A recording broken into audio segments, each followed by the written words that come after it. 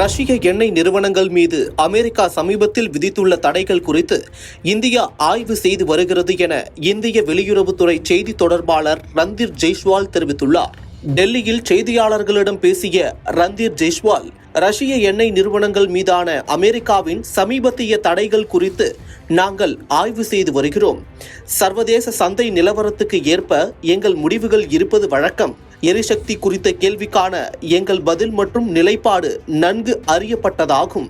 எங்கள் 140 கோடி மக்களின் எரிசக்தி தேவைகளை பூர்த்தி செய்வதற்கு ஏற்ப அவற்றை மலிவு விலையில் பெற வேண்டும் என்பதே எங்கள் நிலைப்பாடு.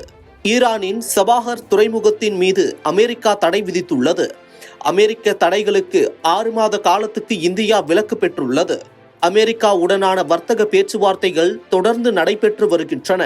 நாங்கள் தொடர்ந்து இதில் ஈடுபட்டு வருகிறோம். சில இந்திய நிறுவனங்கள் சீனாவிடம் இருந்து அரிய பூமி தாது பொருட்களை இறக்குமதி செய்வதற்கான உரிமங்களை பெற்றுள்ளன.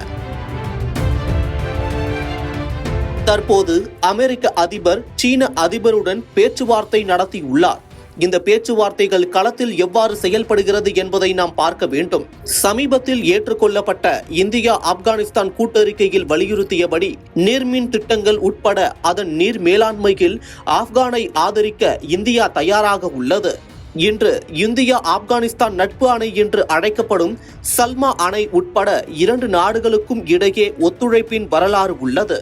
பாகிஸ்தான் ஆப்கானிஸ்தான் பிரச்சனைகளை பொறுத்தவரை ஆப்கானிஸ்தான் தனது நாட்டின் இறையாண்மை மீது உறுதியாக இருப்பதை பாகிஸ்தான் ஏற்க மறுக்கிறது. எல்லை தாண்டிய பயங்கரவாதத்தை செயல்படுத்த தனக்கு உரிமை இருப்பதாக பாகிஸ்தான் கருதுகிறது. ஆனால் அதன் அண்டைய நாடுகள் அதை ஏற்க மறுக்கின்றன.